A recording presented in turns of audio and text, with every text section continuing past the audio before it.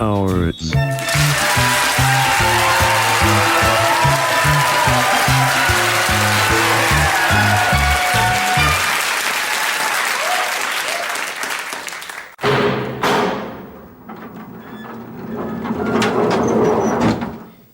And I understand that this is very difficult. Yes. It's a formality, but a necessary one, I'm afraid. I mean, once it's done, we can release the body and the funeral can take place and we can allow you and the family to grieve. I understand, yes. Are you ready? Yes, I think so. Okay. Could you please identify this person for me? No, I mean, yes, but... I'm sorry? I mean, I can identify the body, but this isn't my brother. It's not your brother? This isn't him, it's not Craig. Are you sure? I'm absolutely sure. This is Michael Crawford.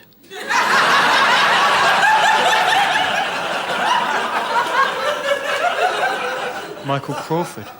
Yes, this is the body of Michael Crawford. Oh my God, you're right. Michael Crawford. This is terrible. I'm a fan. Well, from my point of view, I'm overwhelmingly glad that my brother isn't dead, but yes, I take your point, it's certainly newsworthy. He had wonderful range as a performer. I'm a bit freaked out. And he did all his own stunts. What was he doing in my parents' garden? Well, that'll be for the police to establish. Yes, I suppose it will. Michael Crawford.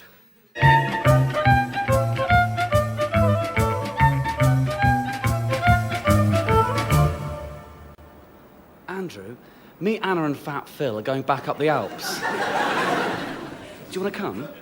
Oh, Roger, can I ask you a question? Of course you can, I don't charge. Oh, does Anna hate my guts? Why do you say that, Andrew? Oh! I mean, for a start, she's currently throwing snowballs at me. Oh, come on, Andrew, it's just the famous Finnish sense of humour. Oh! And last night, in the log cabin, Skinny Phil came over and handed me this piece of A3. It's 100 limericks in Anna's handwriting criticising my family, my personality, my religion, my appearance and my catchphrases. Oh! Again, Andrew, she's a typical Finn. And I looked out my window this morning to find she'd built what she labelled a snow Andrew. She'd given it bullets for eyes. Hey, guys. Hello, Kane. Oh! Kane, what's happened to your other arm? Well, I've got some good news and some bad news. The bad news is Anna filled my suitcase with snow and razor blades. Hence my missing arm. And the good news? Well, me and Anna have talked it through, and now we're going to get married. Oh! There were stones in the middle of that one. Who's throwing snowballs at you, Andrew? It's your future bride. She thinks I can't see her behind that rack of skis. Oh! Jeez, that one had glass in it. Roger, Anna's getting agitated. I think she's eager to go up to the Alps. Fat Phil, why did you bring her? Anna? You must have known what she was like, Fat Phil. Well, believe me, I had no idea. Oh, God help us, she's found some acid.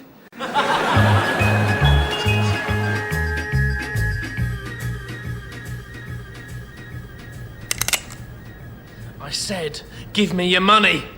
And I suppose I'll just keep saying that I don't have my wallet with me. Yes, and equally that I don't own an iPod. You bloody caveman. Yes. I'm afraid I'm still in the Bronze Age when it comes to music. I listen to cassettes to my eternal shame. Come on, give me what you've got. With pleasure. I just don't imagine you'll be particularly pleased with your haul. I've got a Zone 1 travel card. I don't know if that's any use. It depends where you live, really. And I've got, I've got 9 stamps out of 10 on this Cafe Nero loyalty card, so it's not a free coffee per se, but it's as near as damn it is to swearing. Look at me, I'm not messing around. Hand it over! I'm really sorry about this. I don't suppose you fancy putting the gun down. You can have my swimming pool membership card. Of course, you'd have to suffer the ignominy of posing as Alec Witter. Oh, the shame! Yes, that's enough of that, thank you. Hello, I'm Alec Witter. I still wear trunks, even though it's very unfashionable to do so, yes. That's not my voice. Yes. Okay, hello, I'm Dermot Fraser. I have to do widths rather than lengths because of my awful asthma. Oh, no, I do say that, but that is not my voice. There's no need for that, just because we didn't have any money. No, it wasn't that. It was the back and forth, the banter. What was wrong with it? It was, I don't know. I found it contrived. Well,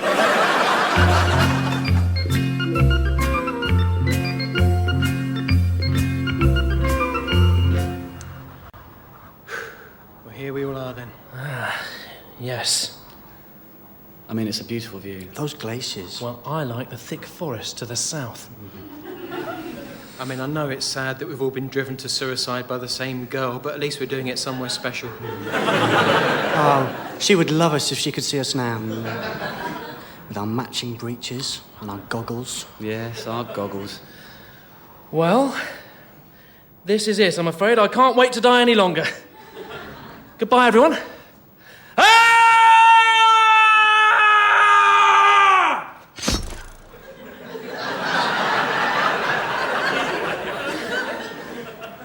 It's probably best if the rest of us avoid those railings. Oh, just for one more glimpse of our eyes. If only it wasn't for Gus Kilt, the handsome model. I'm incurably jealous of Gus Kilt. If it was up to me, Gus Kilt would be imprisoned for 100 years. Gus Kilt is a chicken. He'd never have the strength of character to commit suicide for the woman he loves. This bear's too heavy on my aching heart. Bye, guys. And good luck.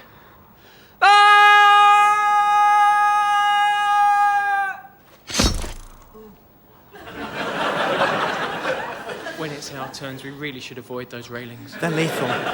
You know, it isn't so much Gus Kilt I hate. Though you do hate him immeasurably. Oh, of course.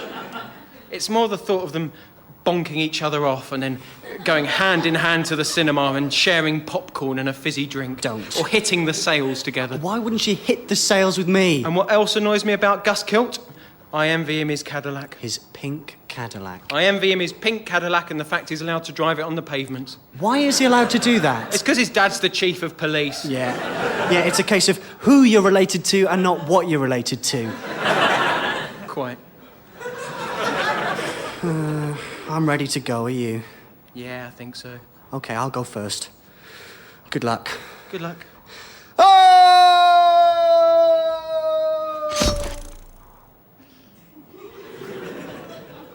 That does look painful. Try and avoid that.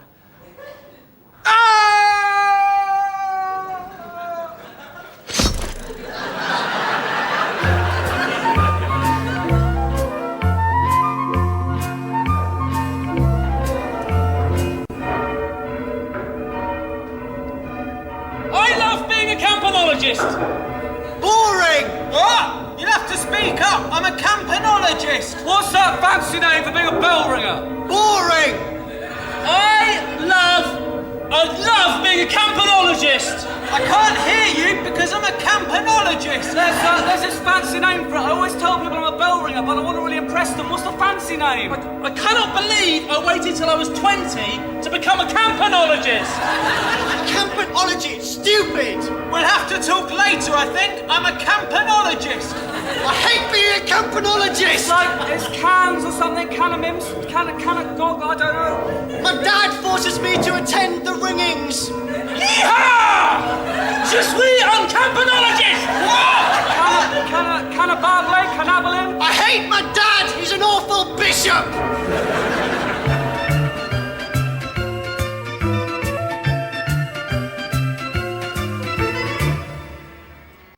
Don't be so lame. Try it. You've misjudged this. Try it! You're on holiday. You've got to try the local grub. I'm not eating that. Lame-o. Egg and chips, please. Where's your sense of adventure? I'm not eating that. Why? Because it's grass. What, the locals are eating it? Those are cows.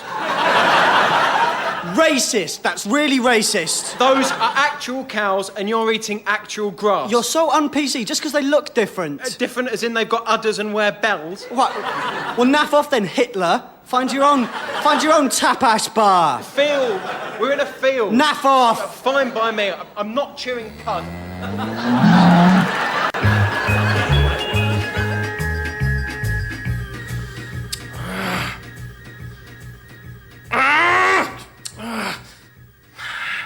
Hey, how you doing, Richmond? Pretty poor. I can't do this crossword. Ah, Well, you've come to the right man. I completed one with Mike Rice 2 weeks ago. What are you stuck on? Okay, capital of Latvia, 4 letters. Easy. It's Riga. No, you see, it's Z something B something. The only thing I can think is it's something like Zorba or Ziba. Something like that. Pretty sure it ain't. Pretty sure the capital's Riga. It's R-I... No, yeah, all right, Einstein, I know how to spell it. R-I-G-A. So where's the Z? So how am I going to fit it in? Okay, well, where's the Z from? Not constructive, Tristan. It's there. Deal with it. Yeah, but if it's wrong, it screws the whole I'm thing sorry, up. no, it's not wrong. It's a Z, and it's correct. Bonjour! At last, Daniel, and so hopefully a bit of clear-headed thinking. What's the capital of Latvia? Yes, my parachute jump was fine. Thank you for asking. Sorry, Daniel. Well, we'll do all that in a second, but the capital of Latvia... Riga. Thank you. It doesn't fit. He's put a wrong Z in it. Well, no, that's Riga. Me and Shelley got married there. Yeah, so explain the Z. Well, what's the Z from? Zebra. And what's the clue? Animal. 5 letters. Easy, first one I put in. See? Christ, Richmond. I've had him all afternoon. So what, a zebra is now not an animal? Yeah, but it doesn't fit with Riga. Like I give a flying fig. You know so much about Riga. Go live there! All right, well, where's the B from? From up your fat ass! Richmond! Mate, we're trying to help you with this crossword. Try and show some kind of respect. The B is from Longbeard. What's the clue? Facial hair, 9 letters.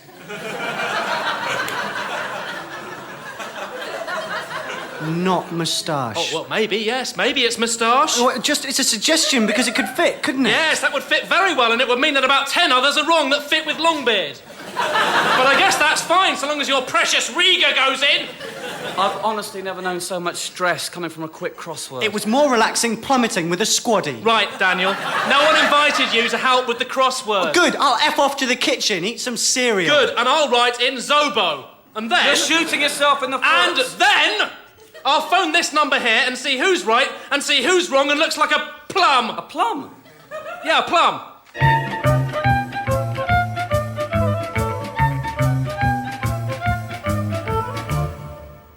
I do wish I wasn't rotting. Yes, me too. You're producing an awful stench. I mean, I've heard it said 1,000 times, and now they're going to say it about me. What's that? There's nothing worse than a mushy pear.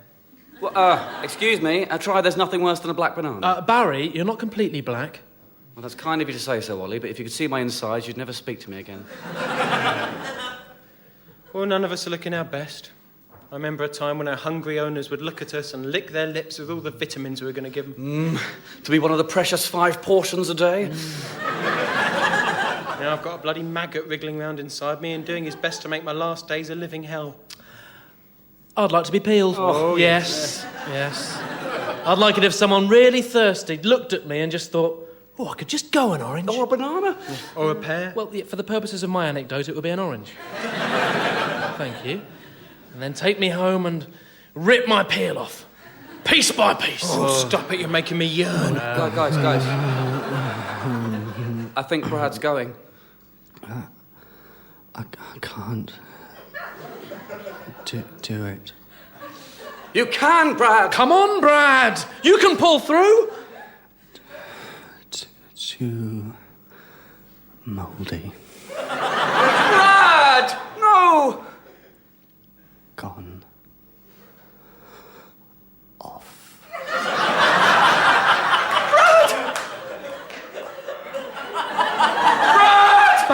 Barry.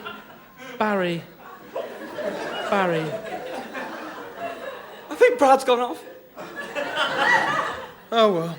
Only 2 things certain in this world. You get eaten or you rot. I think we need something to lift our spirits. Yes. Has anyone got any jokes about vegetables? Oh, yes, I've got one. I'm not very good at telling it. Do you want me to tell it? No, I'll give it a go. Okay. I mean, I've got one I can do straight away. No, Yeah. let me give it a go. What does... No, try again. How Do you want me to just tell it? No, just give me a chance. Shall I do mine? Shut up. How does a vegetable get home when he's drunk? No idea. He takes a cabbage. Oh, yeah. It's a pun on cab. Yeah, it is, yeah. Dreadful. That's an old one. I heard that when I was still a pip. It's pretty funny. Yes, it's good. It's good. Yeah. Bloody vegetables. Savoury pricks. None of them sweet enough. To get any kind of taste out of them, you've got to boil them in water. Yes. There's only one thing I hate more than vegetables. You go on, what's that? Tomatoes. Oh. Yes! Bloody traitors.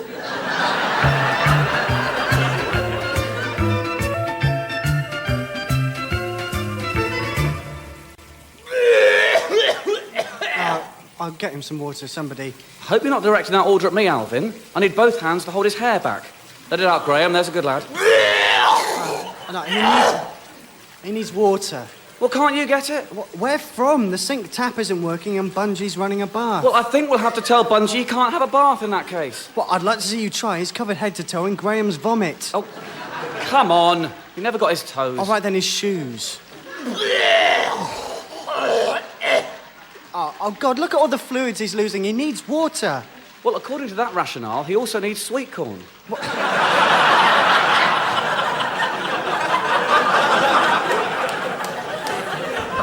Water is much more important. The human body is 70% water. You're thinking of clowns. No, I'm not. Seriously, we're 70% water. Yeah, if that were true, we'd both be standing in puddles. Bungie, I thought you were having a bath. Yeah, I am. I'm just waiting for it to cool down. Is he still churning up? Yes, he is. We're on the 11th dessert bowl. Oh. Why didn't you use the bucket? We cleaned the car with that bucket, Bungie. Why did you make him do it? You wouldn't understand, Bungie. It's a lad's thing. Swallowing 5 terrapins in a minute. Leave it, Bungie. It's silly, stupid. But Dervish did it in Zagreb, so he had to do it. That's the way our club works. And that's why you're not a member. Well, if you ask me, it's stupid. Thank you, Bungleton, but I'll take any advice from someone who actually completed medical school. Well, I'm sorry, well, that's a cheap shot. That was a cheap shot, Dervish. He has to be told, Alvin. He swans around with that stethoscope round his neck as if he's a doctor and not just a male nurse. He has to be told.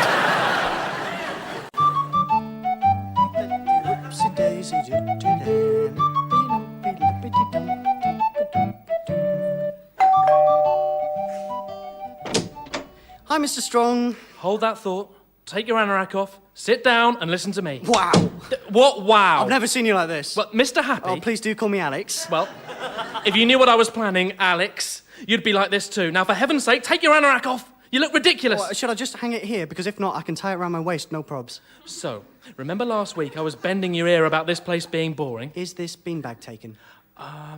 Oh yes, Mr. Fussy's in the bathroom washing his hands again. The man's obsessed. Yes. So, my plan is to rip the roof off a barn, and then we all get in it and sail across the ocean and find some girls! That'll be Mr. Bump. He's out of hospital. He's been out for nearly a week now. Well, that's got to be a record. Hello, Alex. Hello, Mr. Strong. Oh, please, call me Ian. Oh, thank you, but I wouldn't be comfortable. Hello, Mr. Bump. Oh, please, call me Stephen. So, are you coming on this adventure then, Stephen? Well, I figured I would. It presents no more danger than everyday life to me, so I figured I would. For example, last week I was filling my car up with petrol, my cigarette fell onto the hose and it flared up and I got third-degree burns all down my legs. Ooh, yes, that looks nasty. And so far this month I've tripped over more than 200 times. Doc says I've got a medical condition and so forth. Oh, hello, Chris. Huh? Oh, hey, Chris, got him cleaned? Call me Mr. Fussy. Oh, of course, yeah, sorry. So, Mr. Strong, tell me more about this trip. Well, Alex, as I say, we'll just turn a barn roof over and set sail, really, and then that's it. Just have fun. Perhaps make Uppity walk the plank. Just have a laugh. Oh, Uppity had ate that. Well, hence why we're doing it. Oh, no, I mean, don't get me wrong. I'd like to see Uppity drowned. He came down on me very hard for breaking a vase at one of his famous dinner parties. So, we're picking up Uppity and Greedy in an hour. And... Wait. No. Greedy's not coming. Mr. Greedy will come over my dead body. He'll finish all the provisions before you can say murderer. You still haven't forgiven him for eating Mr. Small? No, I have not. This whole thing's going to be a disaster. It is not going to be a disaster. Then we'll meet Jeff Muddle at the barn itself. Now, He's in charge of sorting out the wine, but he's got to pick up some bleach for his missus first.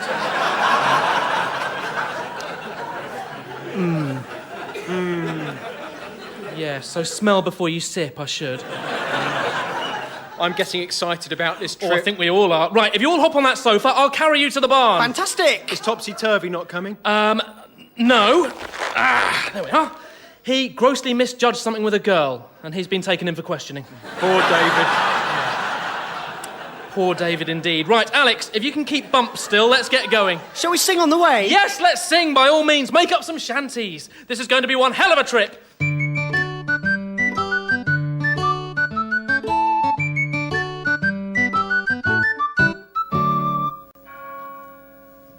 Good morning, Your Holiness. Happy Easter. Thank you. The same to you. I got you an Easter egg. It's a special Easter egg, and if you look on the side, they've written Happy Easter to the Pope in icing. Oh, that's cute. Well, it's not an Easter egg as such, but I've made you this swan out of a beer mat. Thank you, Pope. Now, we've got a busy day. It's Easter Sunday, the biggest Sunday of them all. Absolutely. So first we have morning mass. Can I stop you there? I'd like to go swimming. Of course, Your Holiness, but we have a packed schedule. Yes, I know, but I'd like to go swimming. I'd like to put on all the robes and all the hats I own and go swimming in them. Right. Preferably in the Atlantic. There might be security. Yes, I understand, but I do want to go swimming. For how long? All day. Right. And all night. I see. And what would you have us do about all your commitments today? I'm not really thinking about them. And what will you do if the arrangements can't be made? Then I guess I'll have to do it another day. But I would like to go swimming, and I would make it worth your while. Go on. I'll buy you laser eye surgery. Go on. And a watch. I'm not sure. It's a digital watch. Right, okay, I'll go and talk to Paolo and see what I can do. It's just, I had a dream last night, and now I want to go swimming.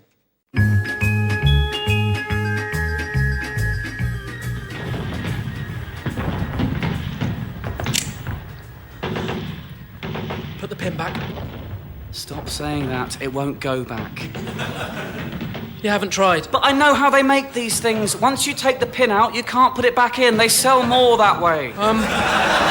Please, you could at least try. Philip, I've had about as much as I can take of your so-called advice, which basically amounts to ordering me around, which I don't appreciate. Well, seeing as I happen to outrank you, I'm afraid you're going to have to put up with it. And as your commanding officer, I order you to put the pin back in. And if you'll let me get a word in edgeways, I'm telling you that you can't do that, and that I've seen a documentary on the very subject of grenades that was very clear on this matter.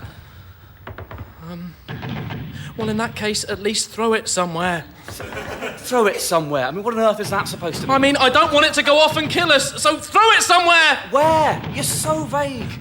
Just somewhere where we're not. How you were ever made a sergeant is absolutely beyond me. Those are the vaguest orders I've ever heard, not to mention a grammatical nightmare. Give it to me. Please give it to me. I'll throw it. Well, it's my grenade. Yes, but we need to act fast. Neither of us is particularly good at throwing. That's not important. We're going to die if you don't do something.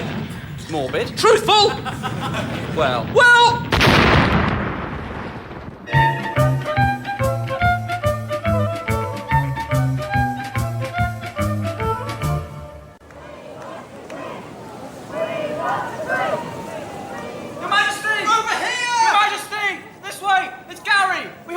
She's not looking at us. She is.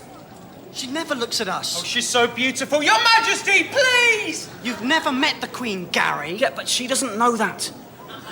Anyway, we all look the same. Well, quite right, so why should she pick you? Your Majesty, pick me! Bloody waste of time, these royal visits. Right, just shut your pie hole, Buzz. Too right. You're a drain on the occasion, Buzz. Your Majesty! I'm here! I don't believe it. Who the hell's that? She's picked Terence. Look, it's Terence. I hate Terence. Well, prepare to hate him even more. Bloody hell, I can't believe she's picked Terence. He's such a sycophant. That's why he was picked. When, oh when, will I get to impregnate the Queen? At this rate, never. Being a bee sucks the fat one. But don't take it out on all of us. It's not fair, though. I'm aspirational. I don't want to be a drone all my life. I've got talents. I can dance. You can't dance. I can dance better than you can. For Pete's sake, you two! Stop bickering. Troy, wipe your chops. You're covered in nectar. No wonder the Queen wanted nothing to do with us. Right, show's over. Get this pea-brained idea about impregnating the Queen out of your head and get out there and fetch pollen and make honey like everyone else. I hate honey. What did you say? I didn't mean it. Should hope you didn't. Come on, Gary. Flowers need us.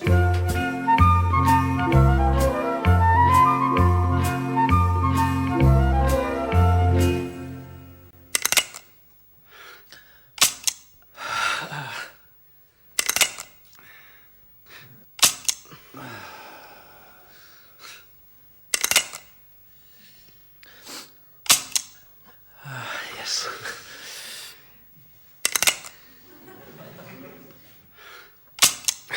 Phew. Yes.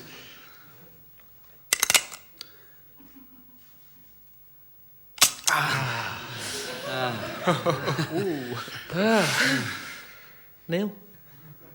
Well, no. I mean, What do you mean? well, no, I mean, surely I don't have to do it now. Why not? Well, because I'm on a hiding to nothing.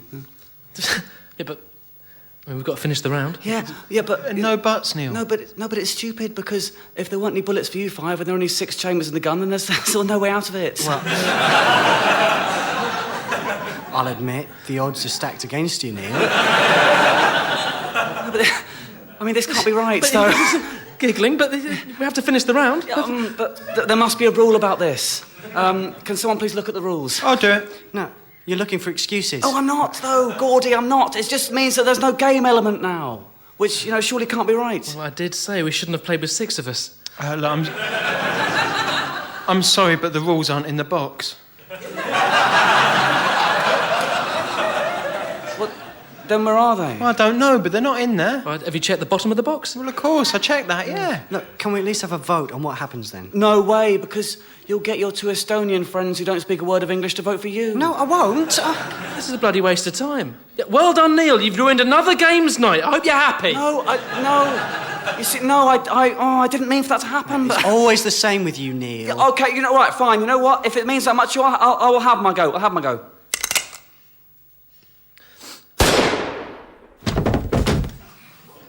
Oh, maybe we shouldn't have insisted. No, sorry. Sorry, them's the rules. Yeah, a good game, though, if you ask me. Yeah.